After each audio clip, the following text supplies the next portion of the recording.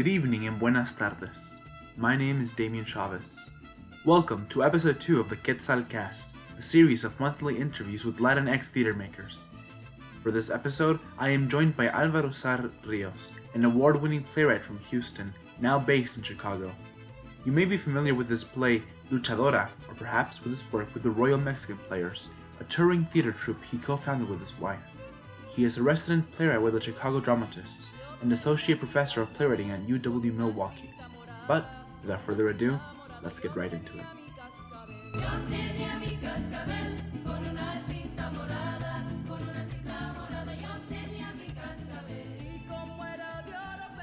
Oh, good evening, Alvaro. How are you doing today? I'm doing good, man. I'm glad to be here. Well, I guess let's just jump right into it. Probably one of your most known works, or the works the work of yours that most people are acquainted with, is Luchadora. I was reading about it on a New Play Exchange and in the descriptions. Something that stuck out to me is the first tagline, which is, "Imagine the Chinese legend of Hua Mulan set in the world of lucha libre." So yeah, tell me more about that. That's an interesting concept. Man, well, there's so much loaded in this. So, I mean, this kind of tells a little bit about my own career as a playwright. One of the first, not the first, but one of the first commissions I had was adapting the folk tale of Mulan for a children's theater in Houston called Express Children's Theater. And when I would write for them, they said, you can have as many characters as you want, but you can only use like 3 actors. And so I had to write like a Mulan, with 3 actors. And so it was really fun creating that. And I really loved the story. And then when I would try and get other people to produce it, nobody was interested. But then I think it took me a few years to kind of realize I shouldn't have been telling that story. I mean, I'm glad I went through the experience and learned about it, but especially at that time, like I didn't do any research or anything. Like I really wasn't even thinking about representation. Like I just took it on and as a job and just kind of did it. And I know I could have done a better job, but I was really in love with the story, like in terms of this very strong young woman. So I continue to think about, maybe there would be a way that how can I tell that story? That's kind of my philosophy in terms of adaptation is you've got to find your way in, you've got to find your personal connection. And so one day I thought about it, I was like, what if I set this in the world of lucha libre? What if I set Mulan in this story of masks and secrets? Just thinking in terms of young women, or even just women, in terms of body types, in terms of how they've been represented, but then also what hasn't been represented. And me just thinking like, you can't tell me in the history of Mexican wrestling, with all the different sizes of women body types, that you can't tell me that a woman has never disguised herself as a man and wrestled. This was around also the same time that as I was thinking about it, I had been thinking about my grandmother, and I thought about the times where when I was a kid, she was always loved watching wrestling with me. Sometimes even she'd be more interested in watching it than I would.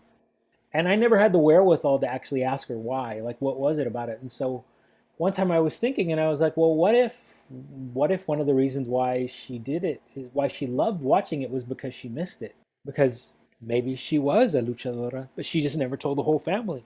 And that's kind of what started to kick in the whole story of writing about this story, setting this. And I knew I wanted to write what I call an inspired adaptation, where it would take certain elements from the folktale of Mulan, but it definitely wouldn't be where I take every plot point and I have to put it in there. Because I feel like as a person or as an adapter, whenever you're adapting something, my philosophy is that the voice of the playwright should still come out. And so if I'm taking something and I'm adapting it, no matter if I'm setting it the same time period or if I'm putting it in a different time period, in order for my voice to come out, there might be things in that original source material that I might not be interested in, or things that just don't work for my story. And so that's kind of what I've done with this. And I obviously had a lot of fun writing it. I mean, it was commissioned by First Stage Children's Theater in Milwaukee, Wisconsin. And that was like my first like major commission. When I just actually, that tagline that you said right there, in terms of the imagine the folktale of Famalan set in the world of Mexican wrestling. Like that's what I told the artistic director, and not even much a few minutes into the conversation, he said we would love to commission you to write this. And I was pretty excited, because I knew like in this piece I knew I wanted a wrestling ring, but I knew that I mean if there are people who can produce it, who it could still be, the story could be told without a wrestling ring, but I knew this theater had the funds to give me a wrestling ring. And so I was like, I'm gonna want a wrestling ring for this thing. Like this thing's gonna be big. Like we're gonna feel like we're at a lucha libre match. And that's what, yeah, that's what this thing came out to be. And I think one of the things I really want to mention about this piece is that as I was writing it, I realized that I was also writing a piece to celebrate the strong women in my life, from my mom to my abuelita to my sisters to even my wife. I mean, I had the role. There's a role of this character called the mask maker that I actually wrote that for my wife, for her to perform. So she originated the role. And yeah, so I mean, there's so many different things about this piece that I put a lot of my own family history in there. My father grew up as a migrant worker, and so there's some of that history in there. And so yeah, so I kind of, I mean, I poured my heart and soul into that one. And so I mean, and so it doesn't surprise me, like I mean, that it connects with so many different people. I didn't realize it was done that much in UIL. I mean, it was done by a school in Mexico City not that long ago. I mean, it's kind of I mean, it was done all over Texas, and so I'm adapting it as a novel now, in hopes of spreading the word about the story. You mentioned that you're actually working on a novelization of Luchadora. Can you tell us a little bit more about that? Because that is absolutely exciting. So I've been meaning to do this for a while. So my undergraduate degree is in English creative writing. I went to the University of Houston. I actually initially started out writing, short stories and poems, and I've always wanted to get back to that. So with Luchadora, I realized that people don't read plays the way they read books. And yet, I mean, I do have many teachers who have been telling me like they bought class sets of the play so that they can read it in class. But I do realize also that in order for some kids to be able to, like, I don't think, I mean, some kids won't be able to get to the story because either they don't have a drama department, or they might not ever get to see luchadora done in their city or in wherever they're at. And I feel like this might be another way to be able to tell this story and also actually flesh out some things. Because the one thing that, I mean, there are various questions that I didn't even realize to think about when I was writing it or when it was done. But one thing that came up a few times was, why doesn't she wrestle? And so that's definitely something I want to answer when I'm writing the novel. Obviously, I can flesh more things out, and us get to be able to understand a little bit more about the mask maker, but also about the various characters from Hana to Liesel to Leo to even Lupita, and even learn about more about Vanessa, the character who initially finds the briefcase and then learns about the mask, and then we get the story of her own grandmother, Nana Lupita. I want to be able to flesh them out more in a way that obviously, in a play that's only 70 minutes, 70, 75 minutes, you're going to get something, a little bit of it, but I want to add more to it, and add more things that I've just kind of learned along the way. I mean, I'm learning a little bit more about curanderas, in terms of healing and using plants and all that. And definitely that's an element that you see in Luchadora with the mask maker. She has this kind of this sopa, made of cactus.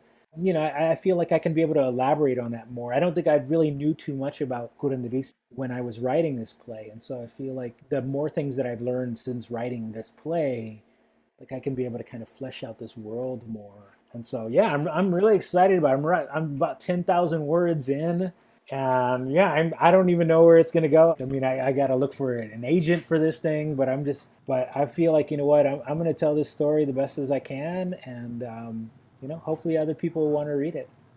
You mentioned this earlier, but the reach that a novel can have as opposed to a play is just insane, right? Because if you have a play at a regional theater, 2 3 week run, maybe you'll have 10,000 people. 10,000 different people will come to see it. But a book, I mean, the reach of that is just insane, right? Exactly, exactly. And I mean, I feel like that's what I want to, and I'm taking inspiration from. I mean, one of my current favorite writers is a guy by the name of Jason Reynolds. and I really love his work.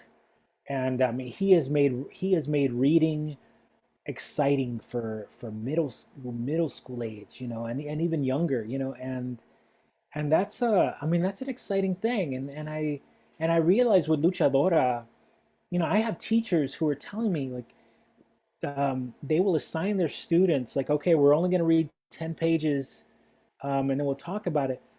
And they'll tell me like some kids get so excited when they read the first 10 pages, they just finish the rest. They don't even, and some of them are some of the reluctant readers, like kids who they haven't been excited about reading anything, and like there's something about this story that they connect to, and maybe they might not ever get to see the play. I would love, obviously, for every kid to be able to see this play, but there are going to be kids who either come across this either in middle school, maybe even high school, maybe even college. Hopefully, I mean, yeah, I mean, first it's got to get published, right? But that's my dream. Like, I would love somebody to come across with it, and maybe that wherever they live there is no theater, in terms of, which would be a very sad thing, but but there's something about, they can be able to create their own theater, in their mind by just reading the play, and they could be able to take this story and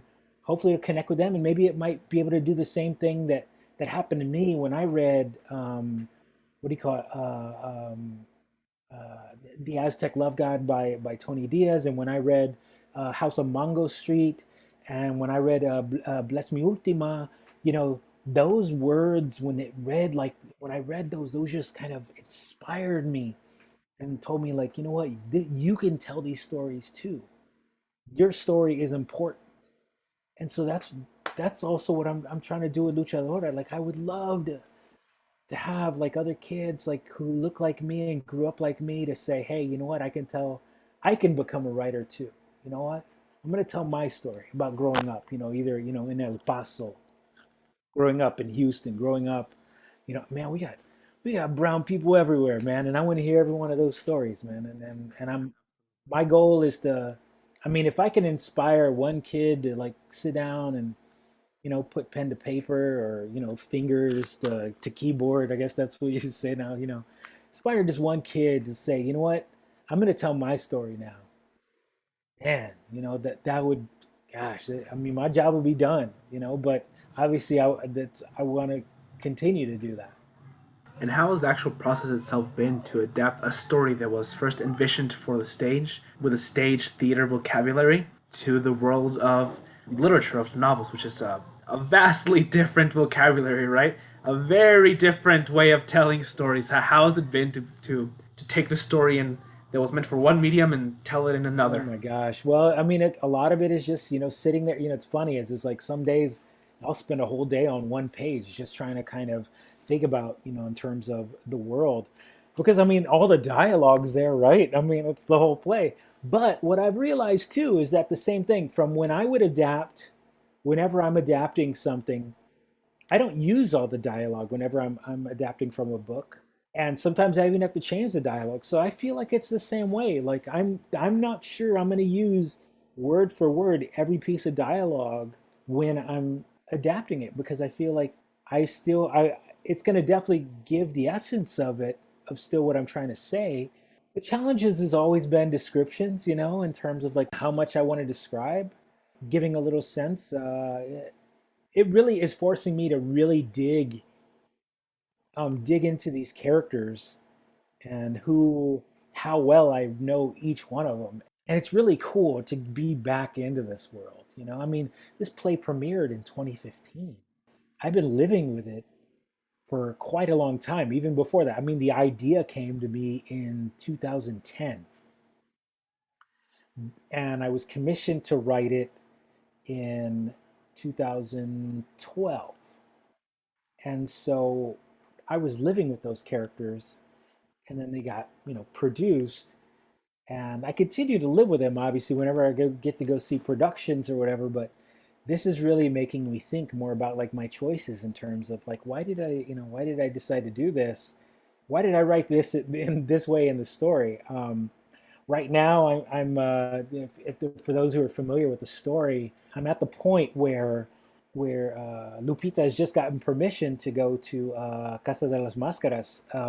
So she's on the bike ride with Leo and Liesel, and she hears the song, what we kind of know as Hana's song, the German song that Liesel sings, and that then spawns the stopping of the story being told, where Vanessa talks to Nana Lupita saying, "Hey, that's the song that Mom was singing," and Vanessa wants to learn more about that story, that song too. In terms of this, you've got this Mexican woman singing this German song. Like, what is this connection to this small town in Texas?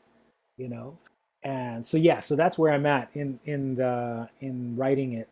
I still got a lot to go, but it's been fun. I mean, it's definitely been challenging.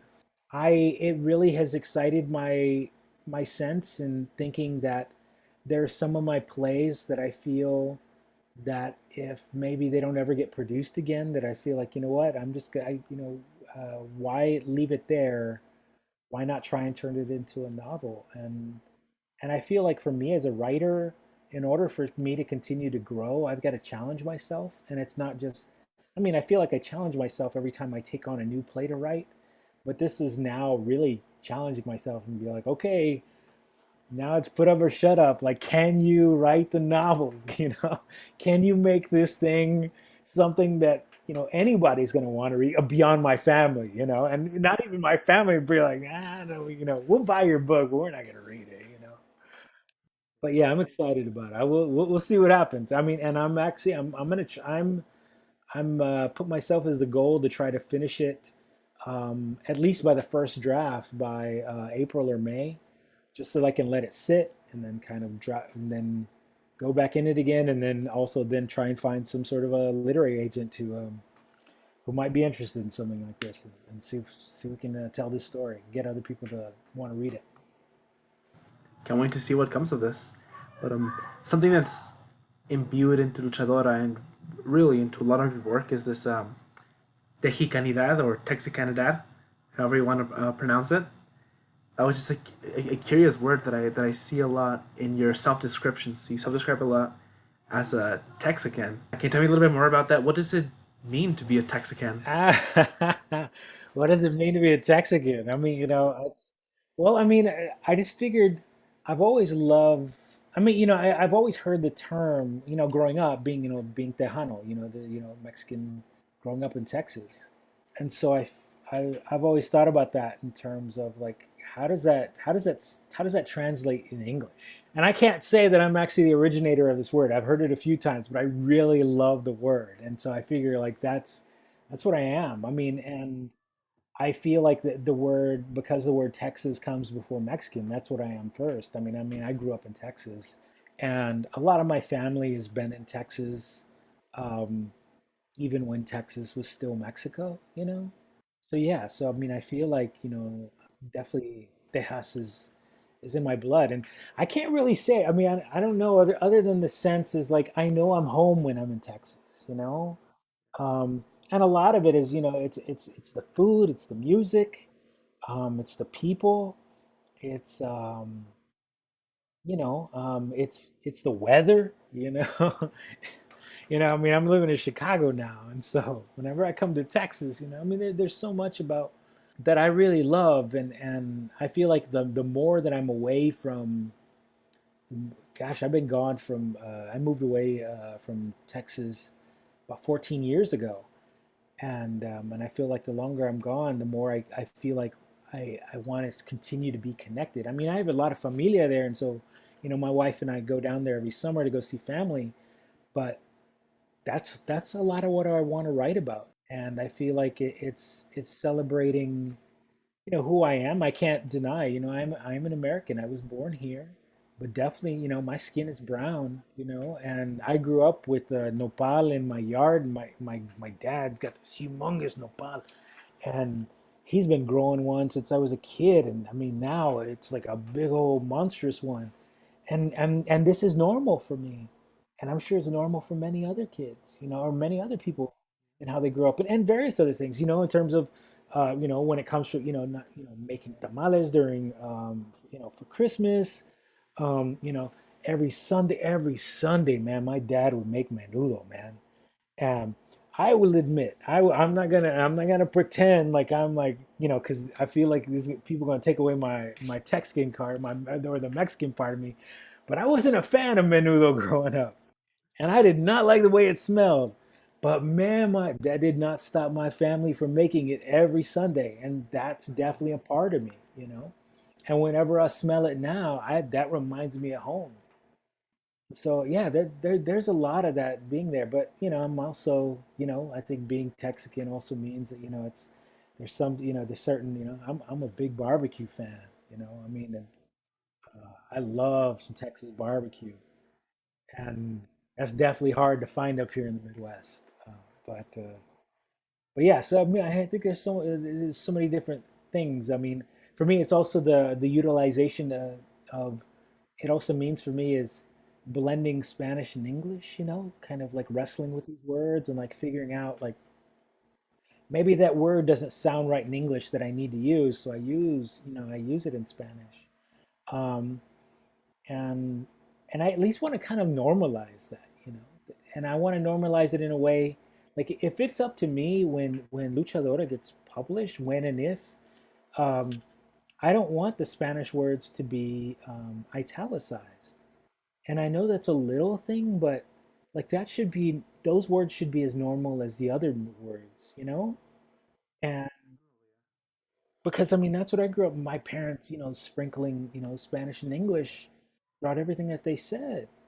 And that's normal. I think that's part of being Texican. And so I feel like that's how I want to celebrate my characters. I want them to speak that way, and maybe some of them might only speak, in terms of most of their dialogue might be 90-95% in English, but they're gonna throw in that, they're gonna throw in mijo and mija in there because that's the only word that feels that's the only right word that they feel they need to say, like in terms of making sure that if they're talking to their child or even somebody who's not their child, but somebody who they kind of really care for, they're going to call them mijo, mija, something, this word that kind of connects them and say, you know what, I'm here for you.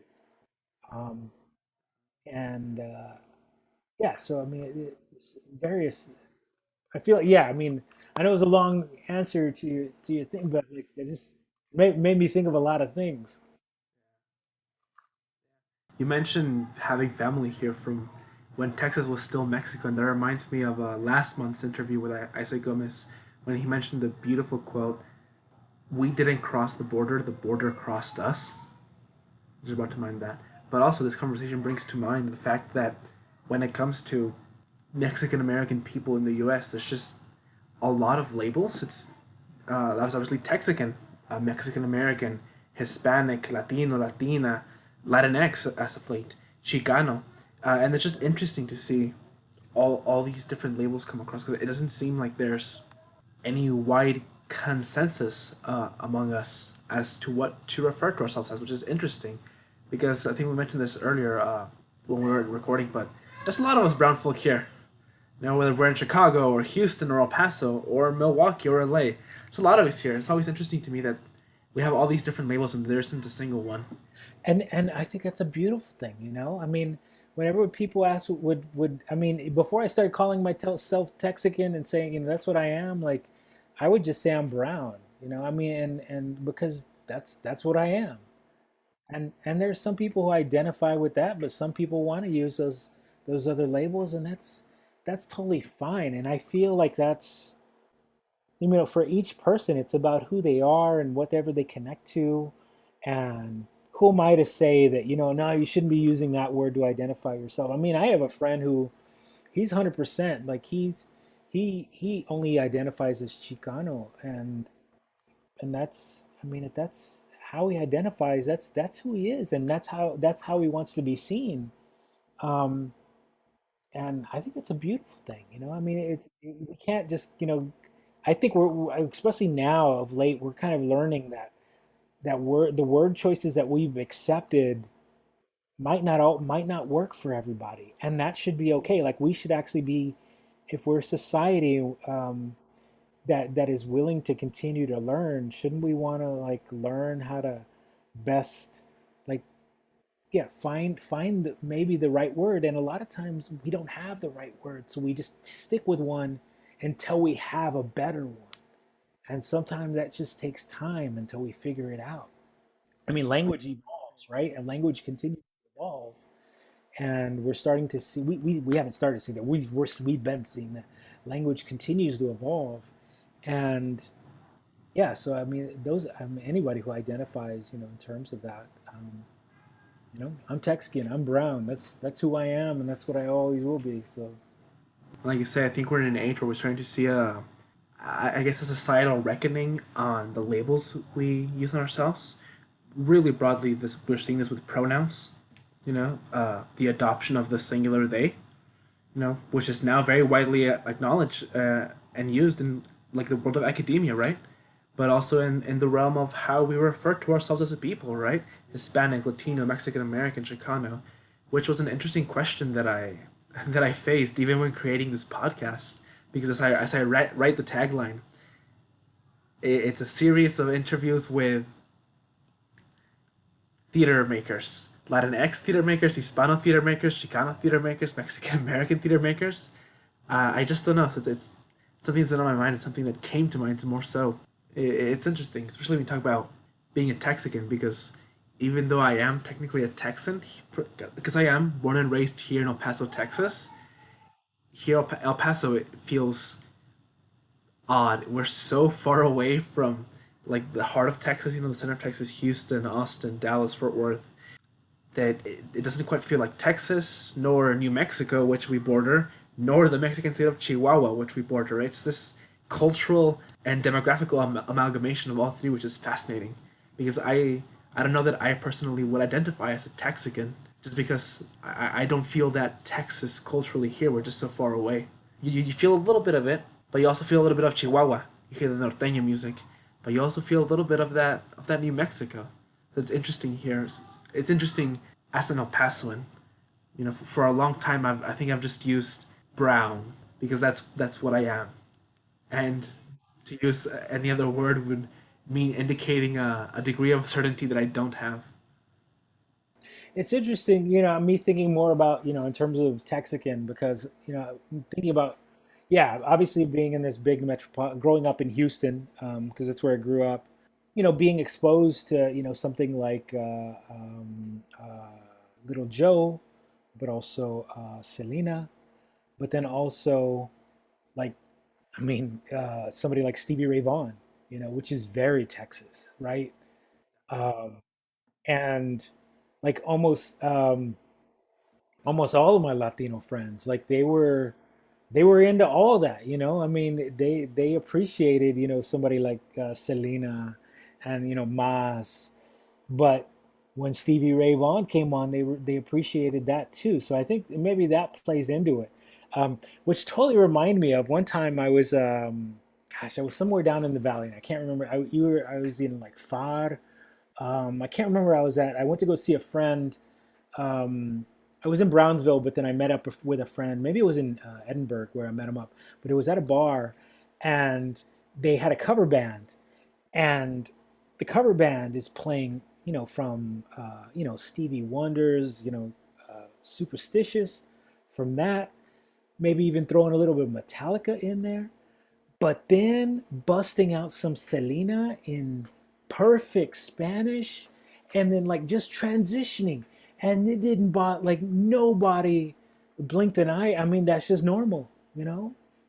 I feel like that's also what it is. It's this blend of American and Mexican culture, but it's not American culture. I think it's more Texas culture and those things that we do get here, in like Stevie Ray Vaughan, and even just like Texas blues. I mean, I think, it for some who aren't from here, or who didn't grow up in Texas, maybe they might feel like the Texas blues is more, or Texas music sounds, or they would label it as country music. But I don't know. I'm not a scholar in terms of music and anything, but I feel like, in Texas music actually has a certain feel to it, um, that kind of sticks out. And so to kind of I mean, and I enjoy both styles. I mean, I love Texas type country music, Texas blues. Um, but then also, like I said, I mean, things that you kind of hear that would come definitely have some sort of roots in Mexico, or something like Tejano music, Yeah, Selena. I like how you talk about the music because one of my interests is ethnomusicology, which is the study of music as it relates to culture and geography, which I've been learning more about ethnomusicology in Latin America and North America, because you see all these styles of music, llanera in southern Mexico, mariachi, obviously norteña, tejano, and it's fascinating to see the relationship with music to culture. Sure, yeah. I mean, let's look at something like conjunto, right, where you've got this mixture of like this kind of like this kind of two cultures, the Mexican and the German culture, right? Using the accordion, which is definitely you find in specific types of music, um, and and yeah, and we get to see that blend, which is really cool. And I feel and I only that only made me just think of in terms of luchadora the same way, right? You've got this blend of kind of this small town where this mixture of Mexican and German culture, which is in if you look at the history of various different cities and I mean various different towns in Texas, a lot of them have that kind of Mexican German connection, you know. Um, and yeah, we've definitely seen it in the music. You talk about being from Houston, raised there, educated there, worked there a bit, but you're now based in Chicago, but you also done some work in, I believe, Milwaukee. Yes, I'm actually I'm a professor in at the UW, at University of Wisconsin Milwaukee. I teach playwriting in Milwaukee. I actually lived in Milwaukee for 11 years and then moved down to here in Chicago. My wife was hired by DePaul University. So she teaches there. I teach in Milwaukee, but we based in Chicago. We've always wanted to come to Chicago because yeah, I mean, obviously, in terms of opportunities, in terms of the type of theater that is being produced, a little bit different than what you see in Milwaukee, and yet I continue to have that relationship. I mean, we're only 90 miles away from Milwaukee, and we knew that it would be a great way to continue to keep our professional relationships there, while also trying to still, build a career here in Chicago, and as we get to know people, so yeah, I mean, I continue to work in Milwaukee. Thankfully, being a playwright, it's a little bit easier compared to being like an actor or director or anything like that. But yeah, so I've definitely have those connections, and then still continue to have those theater connections back in Houston. And how do the theater scenes compare from Houston to Milwaukee to Chicago? Because I imagine they'd be very different. Even like Milwaukee to Chicago, that's just 90 miles away. Oh, sure, there's definitely difference. I mean, I mean, here's and this might get me some people might not be I don't know I'm just gonna say it. So moving from Houston to Milwaukee, it was my perception that there was actually more professional theater in Milwaukee than in Houston, the fourth largest city in the United States, right, which is really surprising, right, in terms of like the various types of professional theater opportunities that we had. um, and yet there's a lot of more opportunities here in Chicago. I mean, the theater scenes are obviously definitely different in terms of what is being offered. We're very fortunate. I mean, I would feel it continues maybe once a year. You might see like either a Latino theater production, some Latinx theater done in Milwaukee. Definitely because I'm a resident playwright at First Stage. That's the stuff that I'm putting there, and sometimes that might be the only thing that gets done in Milwaukee in terms of Latinx theater. But luckily, there are other theaters who want to continue to try, but it's still a various different challenge depending on the size of the play. If it's a two-person play, it's a little easier. If it's a one-person play, um, there's a theater called Milwaukee Chamber Theater right now, and they're actually my wife is actually rehearsing Isaac's play, The Way We Spoke. I don't want to. I don't know in terms of. I can't really speak in terms of the history and like how many other Latinx plays they've ever produced, but it's yeah, it's definitely not as much as what you see here in Chicago. obviously there's so many different other opportunities in theaters here that I feel like this is also a great place for me to be able to kind of tell, different stories. Because I mean, I feel like everything I write definitely is. I mean, some of my characters, definitely identify as Latinx, but some don't. And so I feel like there's a little more, I don't know, just a little more opportunity here in terms of that. But it's, starting out, it's like also starting all over again. I've only been here in Chicago for 3 years. I mean, I know people here, but I mean, it's just kind of just taking time because there's some great theater makers here. A lot of people are making some great theater. Obviously, COVID has kind of put a lot of things on pause, but there's still some opportunities to be able to create stuff, and so that's what I like about that. But I don't want to forget about being able to create theater, in Milwaukee because I really love, being able to do that there. So does my wife. And then if there's any opportunities for ever us to continue to create any theater in Houston, we want to do that too. We feel like, all those places we can continue to call home. And yeah, we don't want to say that one's better than the other because you get different audiences and different ones. And it's kind of cool. I mean, obviously it's nice to get paid for what you do, but that's not the reason why we got into it. When we started the Role of Mexican Players in Houston, we didn't do it to make money. We did it to tell our story. We did it so people, so we, to show like this is what you're seeing that's not being done at the alley or at stages or in at the other professional theaters. And so we would just do it, and then it started to change. It's like people wanted to pay us to, write something, to work on something. I'm very fortunate whenever I get to work with my wife now, but a lot of times we get hired individually to work on different projects.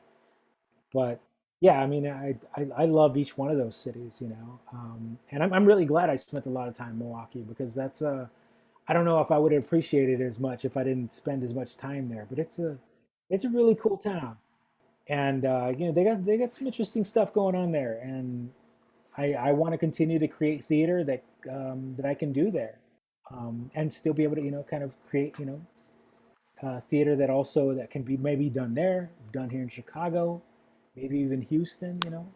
Yeah, you mentioned Chicago, and something that strikes me in both this conversation and that struck me when I spoke to Isaac last month is the sheer amount and richness of Latinx talent in Chicago, which is something that I would never have thought of. When I think Chicago of the Midwest, I don't think of a wealth of Latinx talent in the realm of theater, and yet so many Latinx theater artists. Yourself, Isaac Gomez, are based there. We see a lot of fantastic Latinx theater come out of Chicago. Why is that? Ooh, why is that? Well, there's a lot of Mexicans here, man. There's a lot of, well, not a lot of Mexicans, a lot of brown people here, man. Um, and a lot of, I mean, we really think about it in terms of those who make theater and those who come to see theater. A lot of different levels. I mean, you got Albany Park Theater Project, you got Teatro Vista, you got the Water People. Gosh, you've got so many different, I mean, and I'm really blanking. There's so many other different ones, but and it's great because a lot of the ones you're seeing, like even especially in terms of like the professional, like Latinx performers who we're seeing on TV now, a lot of them are coming out of Chicago. It's a very supportive community in terms of the types of theater that's being done here. And even just the opportunity to where that maybe it isn't even a Latinx play, but definitely there's a role for you as a Latino to be able to kind of get in and perform. I would have to say the same thing. Before I moved to the Midwest, I thought the same thing as you were. Like, really? Like Latinx theater here in Chicago, really? But my wife was like, "Nah, this is where you got to come." And so many great theater makers here, and from Sandra Marquez, Sandra Delgado, Henry Godinez, so many great theater makers based here, which is really cool and really inspiring to kind of be in there. And this is what I love about being here too, because I get to see their work and it inspires me. And in no way do I ever feel any of these people are my competition. I mean, we all kind of do our own thing in terms of what we want to create, what we do. But I would have hopes that everybody kind of just sees it the same way, that we're all trying to just create theater and hopefully trying to inspire each other. I love to be able to see other people's work and just get inspired by it and say, okay, you know what, I want to do something like that. I want to talk a little bit about two of your plays. First off, Blue Bullets. Yeah, when was that written? Ooh, well, initially it was written, gosh, it was written in 2009. That's the first draft was written about The 2009. first draft was written 12 years ago. And the reason why I want to talk about it and why it's interesting is because obviously the subject matter at the heart of the play, police brutality, is something that in the past 2, 3 years, really, as the Black Lives Matter have gained steam, has seen newfound attention, especially in the national psyche. I think in a way that we really haven't seen since, honestly, probably like Rodney King in the '90s. So how has it been to create a play and 12 years later for the themes at the center of the play to be brought up into the national conversation again? Man, what's funny is I was just trying to write I was growing up in Houston. I was just trying to write about the Houston Police Department in the late 70s. Um, and so I did a lot of research on it. I mean, that's all I was really trying to write about. I never thought that in terms of how it would obviously connect to what was going on, and it obviously continues to connect with what's going on. Yeah, it's surprising. I mean, like I said, I mean, I just set out to just write this piece that was based on just kind of this. I wanted to write about this time period, but I realized that I wasn't. After a while, I realized I wasn't writing about this time period. As I was writing about this time period, I was also writing about now. Um, Even though, like I said, the first draft was in 2009, as all these marches and everything has gone on in the last, 4 or 5 years, I've been, that's given me more reason to rewrite the play and rewrite it and continue to like connect it to what's going on. But I also feel like it's with my attempt with that play was just not that I feel like I've achieved that, but kind of like what Arthur Miller tried to do with the Crucible, right? If you write about what's going on now, but if you put in a different time period, sometimes it's a little easy, a little makes it a little more palatable for people to be able to kind of understand what's going on or kind of see things. And that was one of the reasons, why I wanted to kind of set it in the 70s, because I feel like we get to look at it in the safety of a time period from long ago, but we also get to see like how much have we really progressed. It's fascinating to look back at historical plays, especially as the years gone. You mentioned the Crucible, obviously written about the Salem witch trials, but written in the '60s in the context of McCarthyism of the age, right?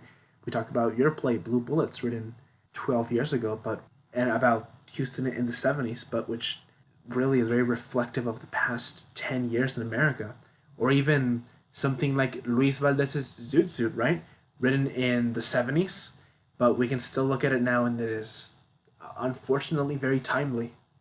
And we write about history, but we can look back at a script 10, 50, 60 years later in the case of Zoot Suit and Crucible and as timely as ever, which is fascinating to me. Yeah, I mean that's gosh, there's I don't know, that was my first time trying to also write about, something historical, but using fictional characters trying to do it.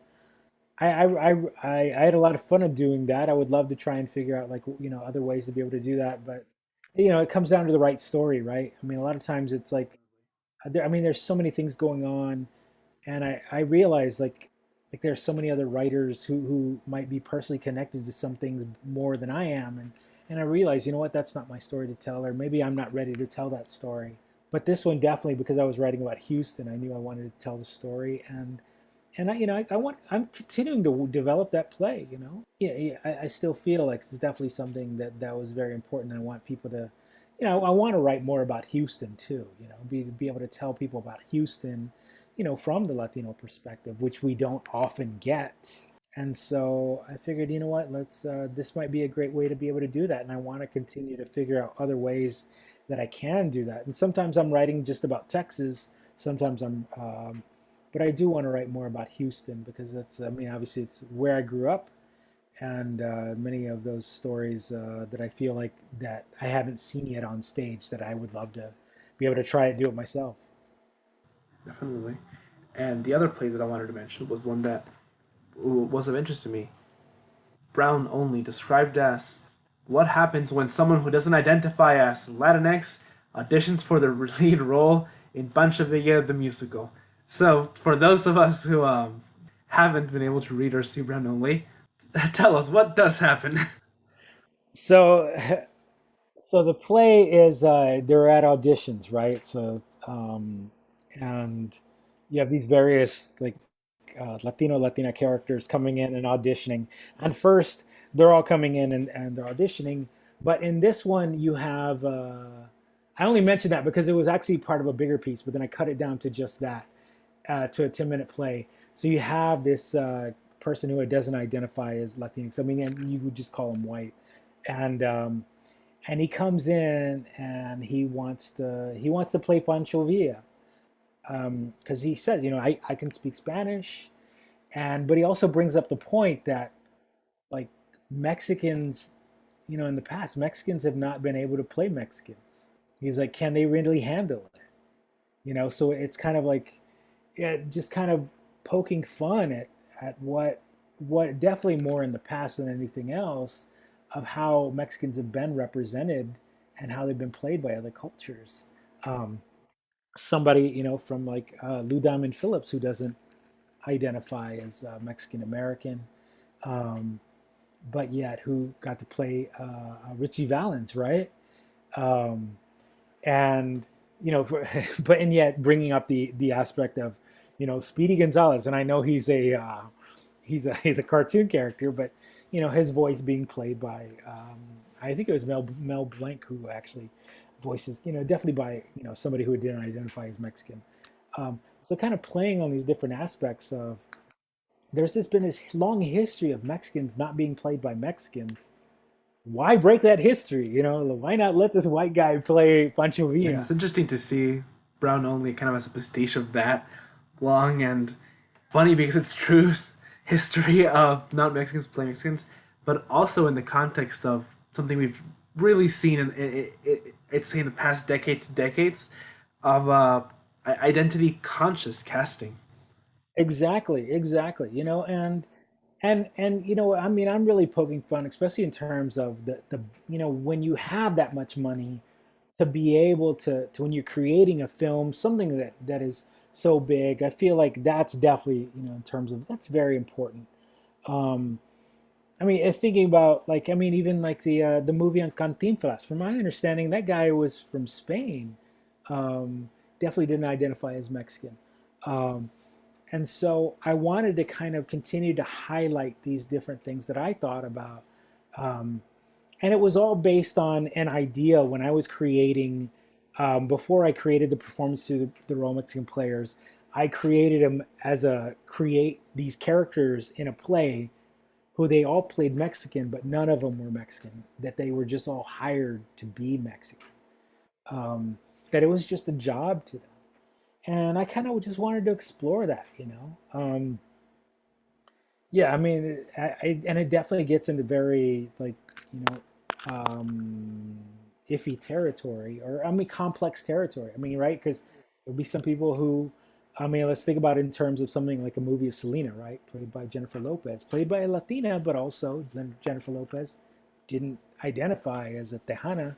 Um, and yeah, I mean, I don't like. I mean, I feel like that gets in a bigger, more complex argument, like in terms of like where because I also want to think, like, where do we draw the line, and then what, or do we draw Yeah, the it's line? certainly a complex territory that really feels like we've only really started to tread in the past decade or so.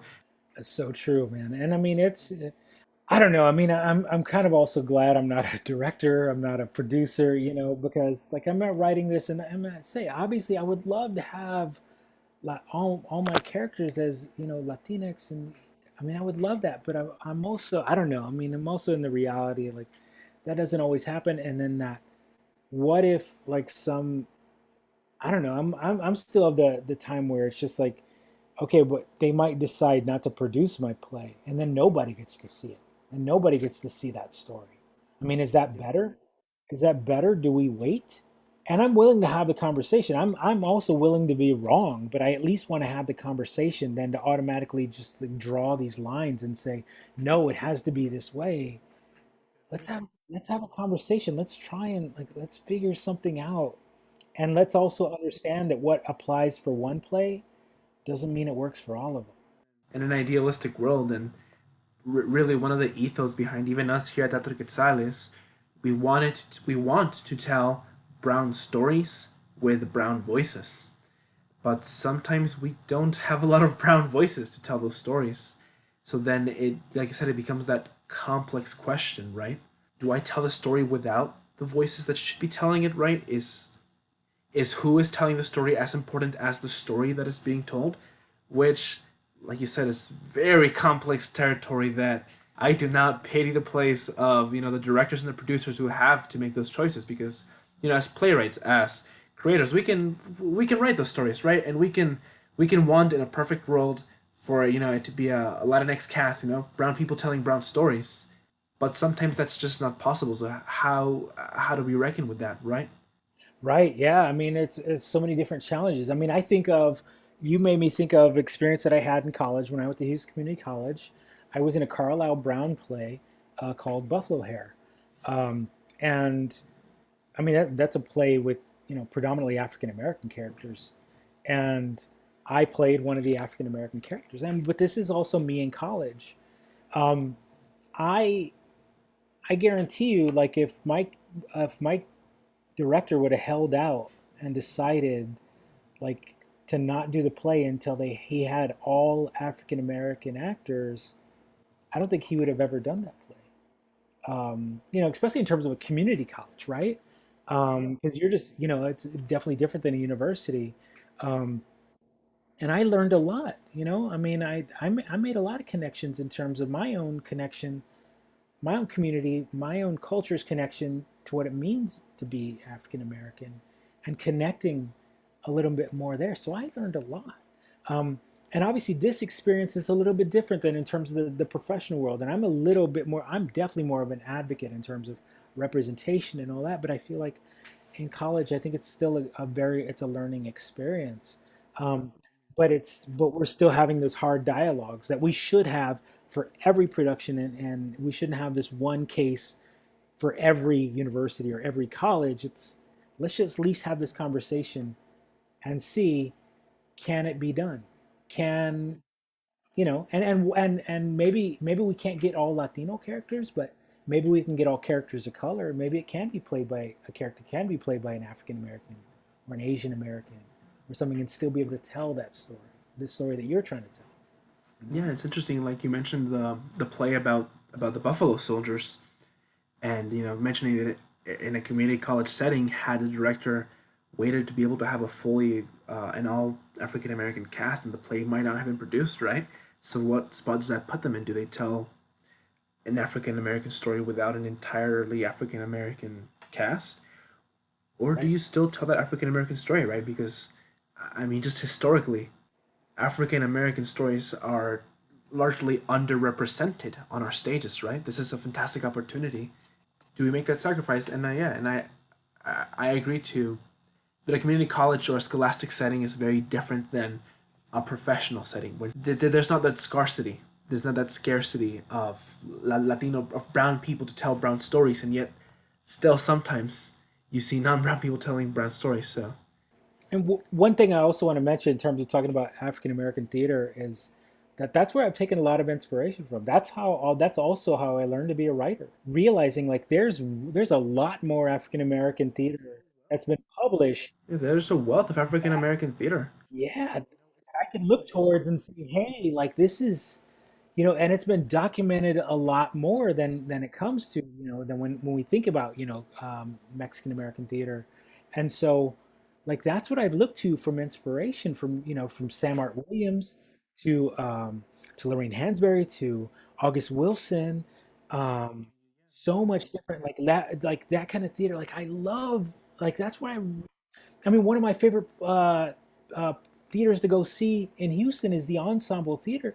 That was where I would prefer to go see theater than the other theaters, because I knew, like, even with a lot of those stories, even though it was centered around the African American experience, I knew I was gonna like I would still feel like this was my story too, you know? Absolutely. I mean, there's a wealth of African American theater that just is historically very largely unrepresented when it comes to actually bringing these stories that exist out onto the stage, you know? Yeah, exactly. Yeah, and that's I mean that's what I was the stuff I was reading. I was reading Sam Art Williams' Home. I was reading Zooman and the Sign. And this was all after I did that African American play. After I did Buffalo Hair and learned about Carlisle Brown, I started learning about more of these other playwrights. I'm like, you know what?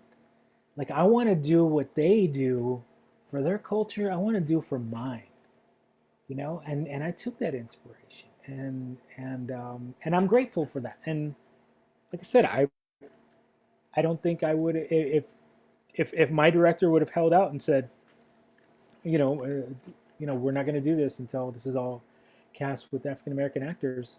I would have never done the play. I don't think, I would have.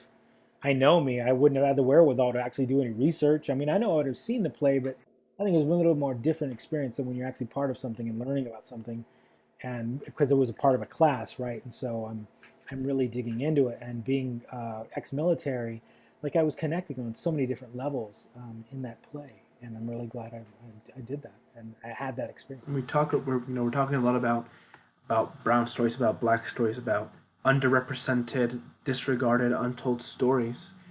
And when it comes to those narratives, is there a responsibility to tell those stories, or is it a choice to tell those stories?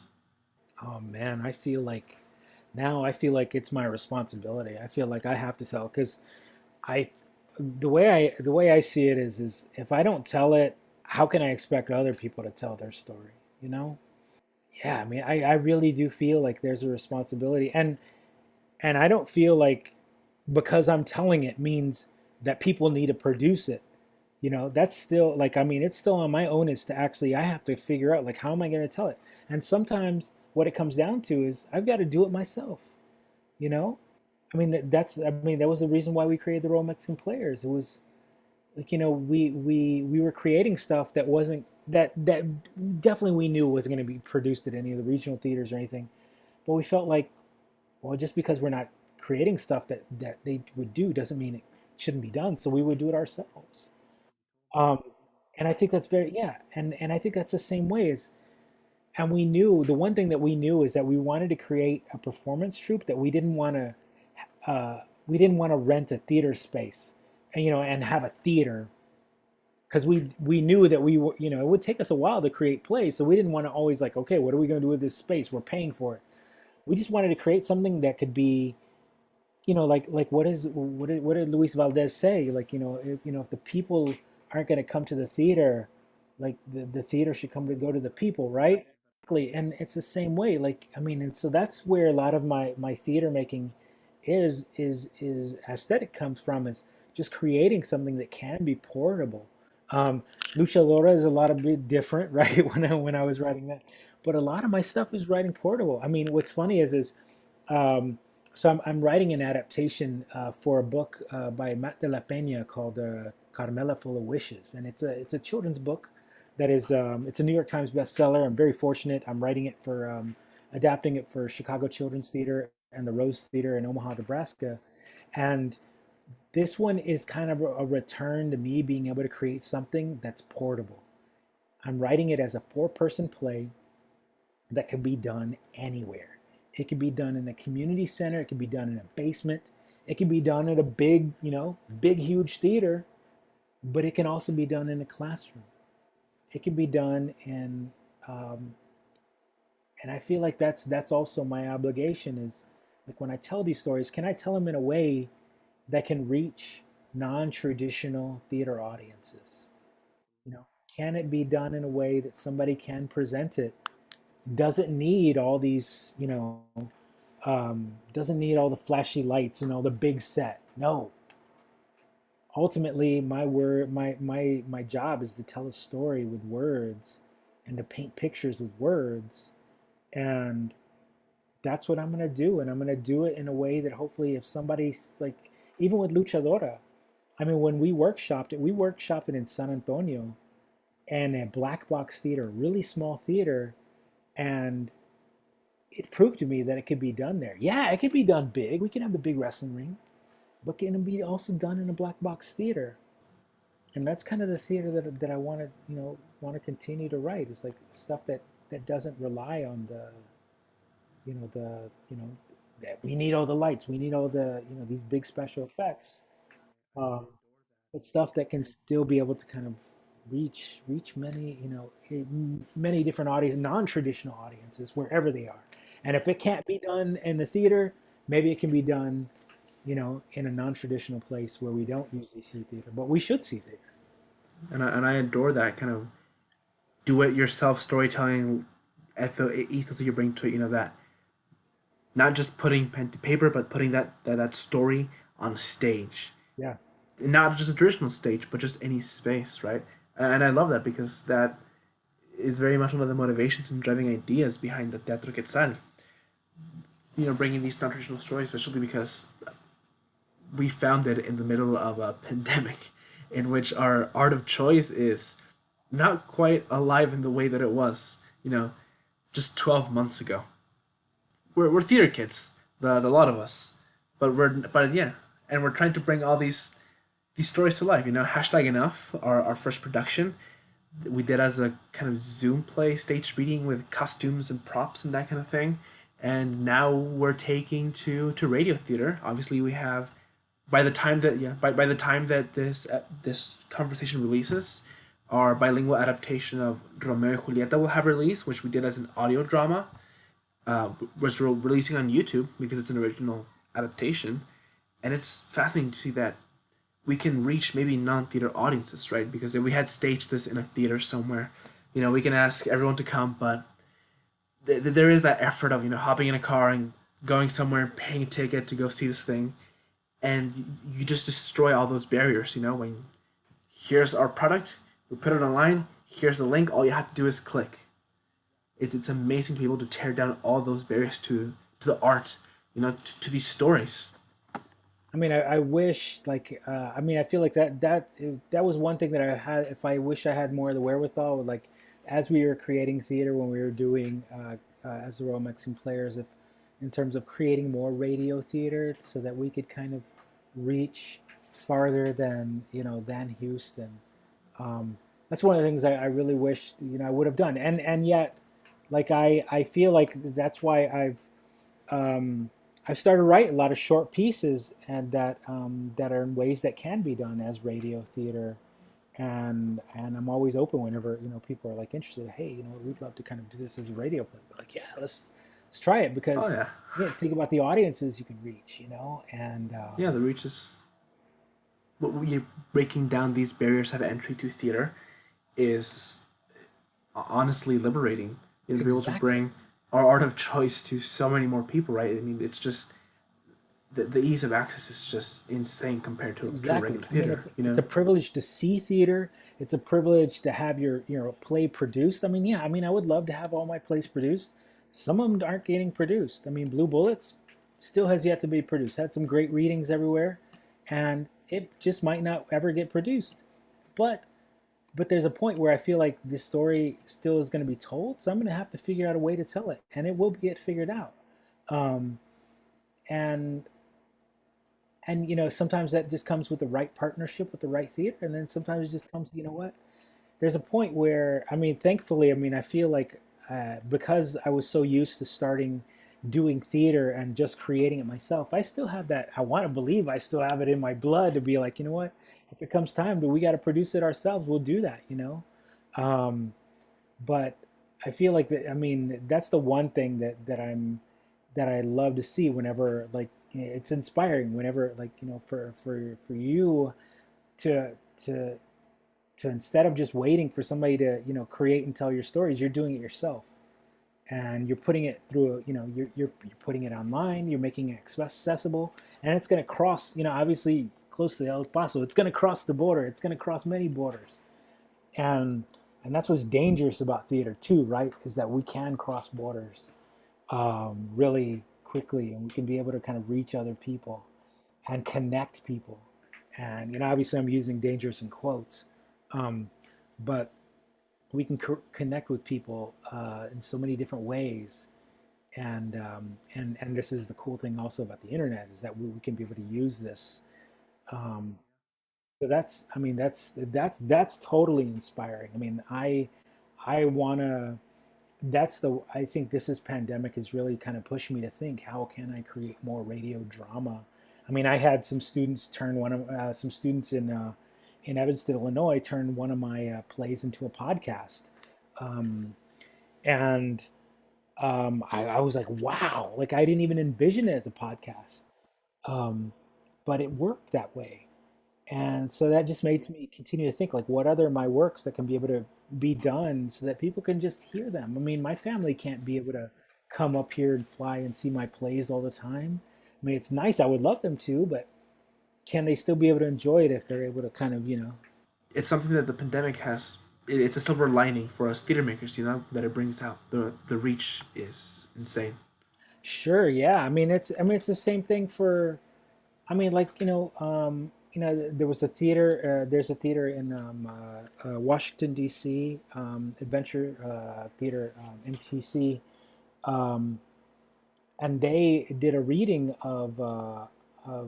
they did a reading of Luchadora, but they also did another reading of and it was like a Zoom play reading of On the Wings of a Mariposa, and um, I mean, I thought it was very smart because there'll be people who won't be able to because they want to eventually produce it live, but there will be people who won't be able to attend that. But at least they get to kind of be introduced to the story that they did as a reading online, And I think we've got to, in terms of theater makers, we got to think in terms of like, especially now, like how can we utilize the internet in a way that be able to maybe there's certain stories that obviously we've written for the stage, but if we're not able to tell them, or if we want to get more life out of them, create something for the internet too, so then that can keep that pieces, keep it in people in their psyche knowing about it, so that maybe when you decide to produce it again, you might still build your audience, but still you build audience in so many different ways than just the traditional come to my space and see my theater. Now, can you enjoy it to be able to, listen to it?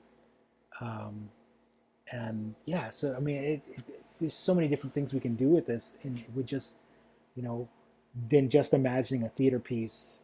Like, what are the different ways that we can use the internet to be able to kind of keep these stories alive?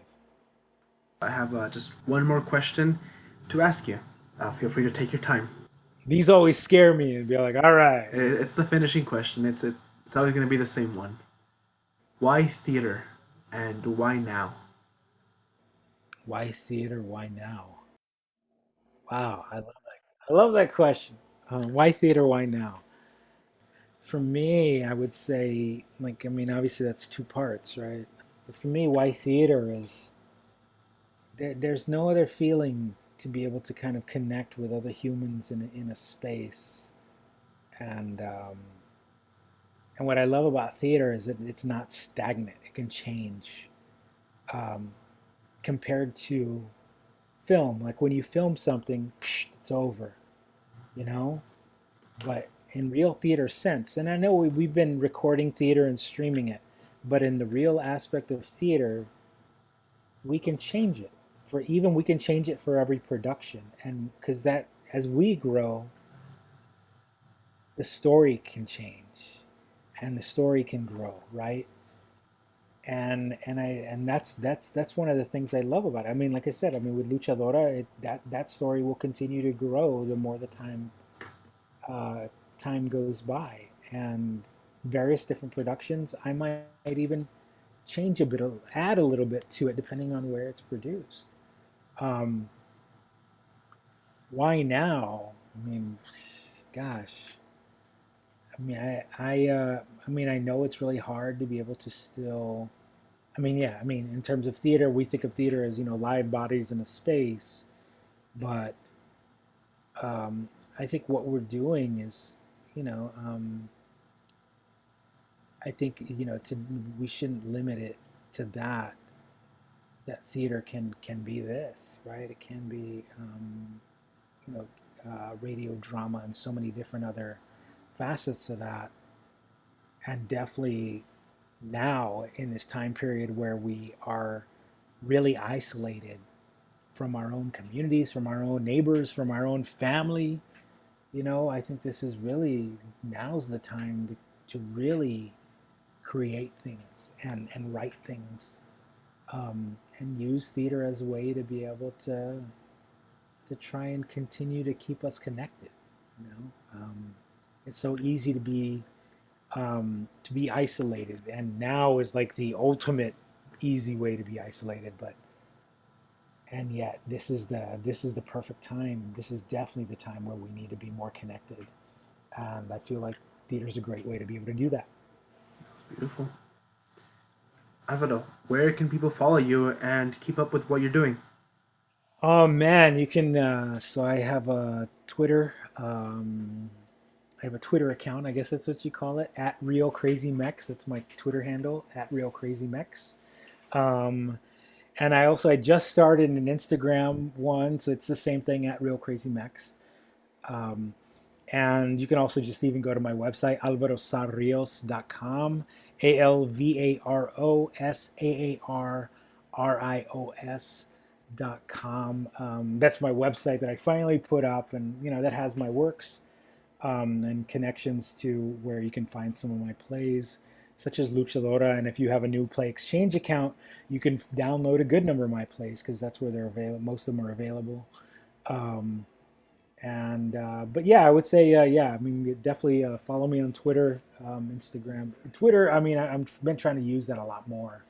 Um, and I have a Roll Mexican Players page on Facebook that I'll write on from time to time. Um, Obviously, I should be better at all this, but I do keep up with it as much as I can. All right. All right. Alvaro, it's been an absolute pleasure to have you. Damian, thank you so much. Thank you. It's been a very it's yeah. Just thank you for this opportunity, being able to talk with you, and I look forward to learning more about you. Watching your group, watching what you do, and I guarantee you're going to inspire me too, and that's what I'm excited about. Thank you. And I look forward Gracias. to seeing this detail. Gracias. Thank you so much. Thank you. Anoche por la ventana platicando con mi amor, platicando con mi amor, anoche por la ventana. Gracias and thank you for tuning in to episode 2 of the QuetzalCast. Links to Alvaro's social media will be in the description down below.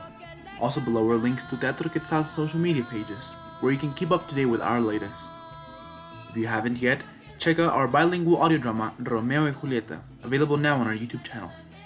Coming up next month, a series of monologues you won't want to miss in a new episode of the QuetzalCast, dropping on the 26th. Until then, stay safe. Cuídense todos. Good night and buenas noches.